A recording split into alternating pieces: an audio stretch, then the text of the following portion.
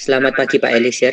Pada pagi hari ini, saya Ervan dan teman saya Stephen Halim dan Putu Dio akan mempresentasikan laporan mengenai implementasi energi terbarukan pada sistem aquaculture. Referensi yang kami gunakan berasal dari jurnal Tamil Nadu Fisheries University yang berlokasi di India dan diterbitkan pada tahun 2019. Pada dasarnya, aquaculture adalah salah satu sektor budidaya ikan yang bertujuan untuk menghasilkan ikan secara cepat dan mengandung nutrisi yang tidak kalah baik dengan ikan di laut. Berdasarkan riset yang dilakukan oleh Food and Agriculture Organization, produksi ikan tahunan pada tahun 2016 ini mencapai 171 juta ton, di mana 80 juta tonnya dihasilkan oleh sistem budidaya aquaculture. Hal ini dilakukan karena belakangan ini, sektor perikanan di laut mengalami penurunan jumlah ikan secara drastis. Jadi, di masa depan, protein dari ikan akan sepenuhnya bergantung pada budidaya aquaculture saja. Namun, kendala dari budidaya ini adalah biaya pakan, listrik, upah, dan bahan bakar yang dibutuhkan. Oleh karena itu, dibutuhkan suatu energi yang dihasilkan dari proses alam secara terus-menerus, di mana energi ini tidak dapat habis, ramah lingkungan, dan tentu saja dapat menurunkan cost production. Energi ini yang dinamakan energi terbarukan. Dalam budidaya aquaculture, terdapat beberapa jenis energi yang dapat dimanfaatkan.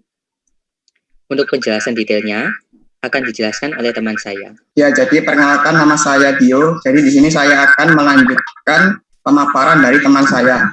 Seperti yang sudah dijelaskan oleh teman saya, bahwa ada beberapa jenis energi terbarukan yang dapat dimanfaatkan pada industri aquaculture, yaitu solar energi, energi angin, dan energi tidal. Yang akan saya jelaskan pada hari ini yaitu solar energy. Nah, apa sih yang dimaksud dengan solar energy? Solar energy merupakan energi yang berbentuk radiasi gelombang elektromagnetik yang dipancarkan oleh matahari. Energi elektromagnetik akan dikonversi menjadi energi panas atau listrik yang kemudian dapat diaplikasikan di berbagai proses di aquaculture. Next.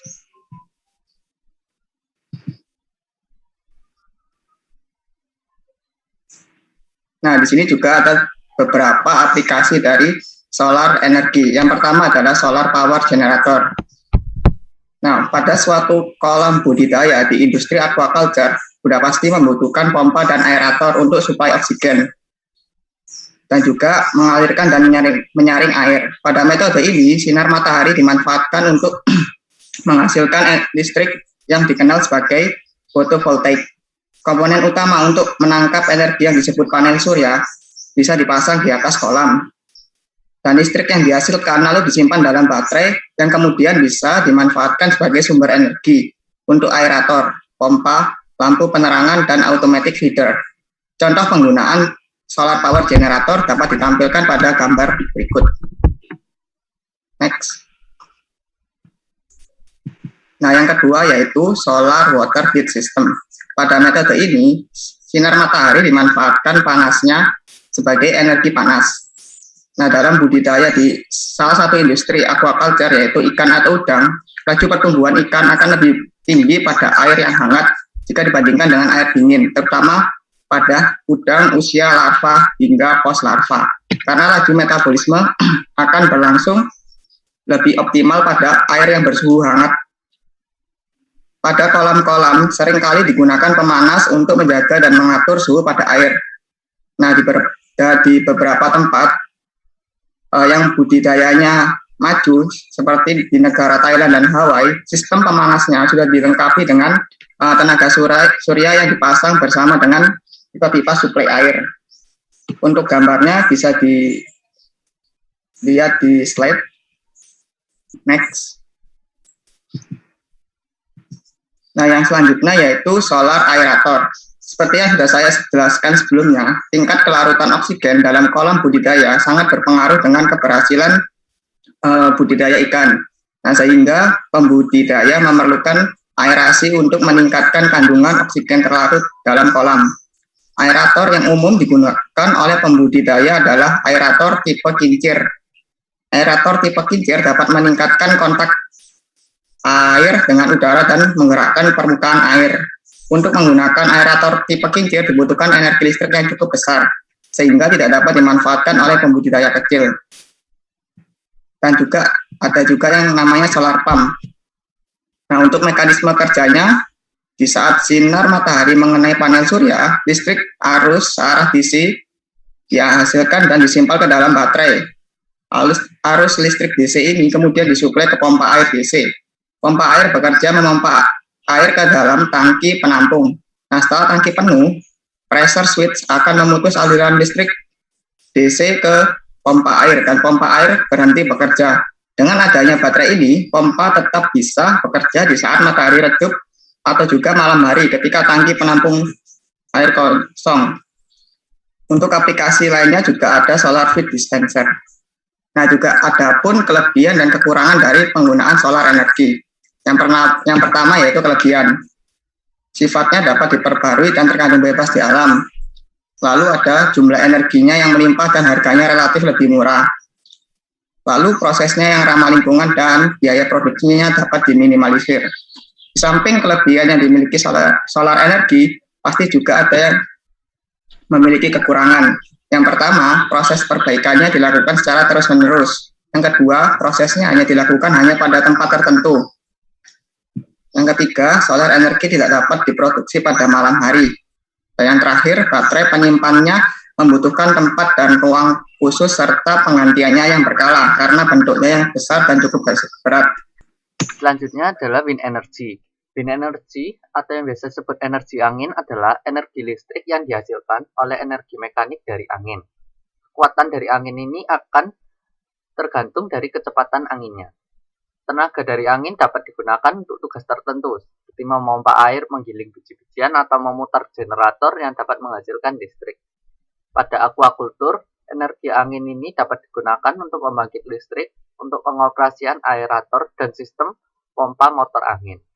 Aplikasi yang pertama dapat digunakan untuk sebagai windmill. Angin akan memutar baling-baling yang terhubung ke poros, dan poros akan terhubung ke gearbox yang digunakan untuk meningkatkan rotasi generator. Pada generator terdapat medan magnet yang akan mengubah energi mekaniknya menjadi energi listrik. Dan yang kedua yaitu wind-based water pump system. Turbin angin akan dilengkapi dengan pompa untuk pemompaan, daur ulang dan aerasi reservoir air, seperti pada sungai dan kolam ikan. Biasanya digunakan pada sistem agrikultur dan aquaculture. Next. Dan aplikasi yang ketiga yaitu wind-based aerator. Terdapat 3 jenis sistem yang akan digunakan tergantung jenis anginnya, yaitu air filling type, aeration type, dan water steering type. Pada air filling type digunakan untuk memasuk udara ke dalam air dengan menggunakan kekuatan angin untuk menggerakkan kompresor udara. Udara akan terkompres dan disimpan dalam reservoir udara. Udara selanjutnya akan dilepas pada pipa di kolam ikan. Pada titik pelepasannya, udaranya akan dibuat kecil sehingga udara yang keluar akan berbentuk kabut dan membuat oksigen mudah larut di dalam air. Selanjutnya pada aeration type, tipe ini memiliki mekanisme yang meningkatkan luas area kontak air dengan udara, sehingga dapat melarutkan oksigen ke dalam air yang mengalir. Aerasi ini akan dilakukan dengan memaparkan air ke udara dengan menggunakan pompa. Tipe ini memiliki keuntungan yaitu air di dalam kolam akan terganti dengan air yang lebih segar selama prosesnya. Dan selanjutnya yang ketiga adalah water steering type. Pada tipe ini akan terdapat baling-baling yang terdapat di dalam permukaan air bagian bawah yang digerakkan oleh windmill, mana baling-baling akan berputar meningkatkan nilai oksigen terlarutnya. Selain itu juga meratakan sirkulasi pada kolam. Aerator ini juga dapat digunakan untuk mencegah air menjadi beku atau dingin pada musim dingin. Kelebihan dari energi angin ini adalah tidak menciptakan gas rumah kaca yang berbahaya. Selanjutnya juga aman dan menggunakan lahan yang sedikit.